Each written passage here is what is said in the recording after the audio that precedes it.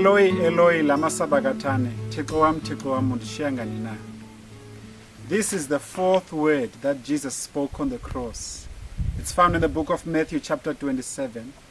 So we will read from verse 45 up until verse 47. It reads like this. Now from the 6th hour there was darkness over all the land unto the 9th hour. Verse 46. And about the 9th hour Jesus cried with a loud voice, saying, Eloyi Eloyi Lamasabakathane. That is to say, my God, why hast thou forsaken me? Some of them that stood there, when they heard that, they said, this man was calling Eli. Amen. This is a very powerful picture, and this is a very powerful word that Jesus is speaking here, the fourth word. And he was crying for God the Father. He says, Lord, why have you forsaken me? My God, why have you forsaken me? Of course, this was something very new to Jesus. This was something he has never experienced before. A separation from God, a separation from someone he dearly loved. A separation from someone, the Bible said, when he spoke earlier, Jesus said, the Father and I are one. So all his life, Jesus had known union with God. And suddenly, God had left him.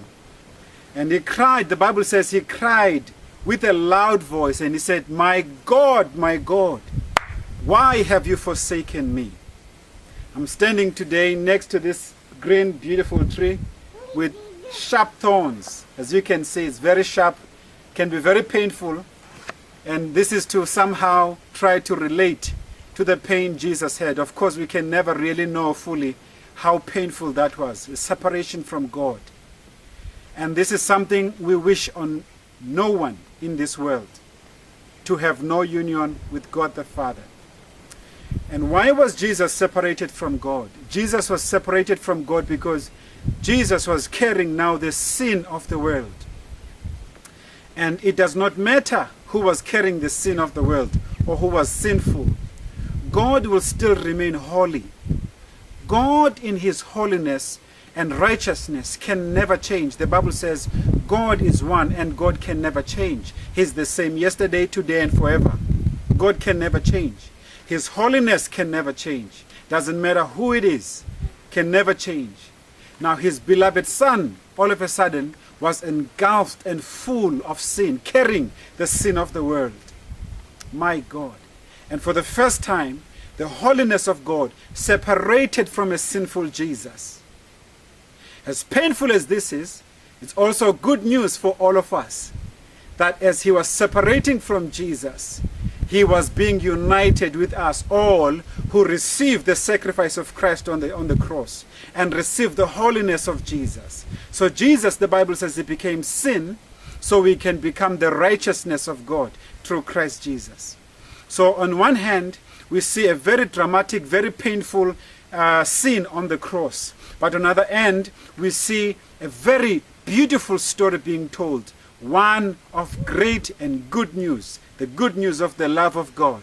And the good news of our possibility being united with God today. So when Jesus said these words on the cross, why have you forsaken me, God? He said them precisely so that you and I can say, thank you, Father, for coming in my heart.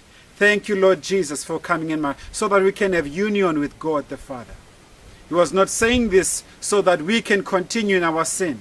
He was saying this so that he can come and save us and redeem us. He became sin so that we can become the righteousness of God. Not just have righteousness, but become it. Now God, when he looks at us, he sees us exactly the way he saw Jesus before he had sinned. And at that very moment, when God looked at Jesus on that cross, he saw Jesus exactly the same way God would have seen us. Sinful, pitiful, to be left alone. And we had been living without God. The Bible says we were all full of sin and dead in our sins. The Bible says we had no union with God. We could never be united with God. But because of Jesus, today you and I, if we call on him, we have fellowship with God. And we can have union with God the Father. So let these words comfort you today. Let these words give you hope.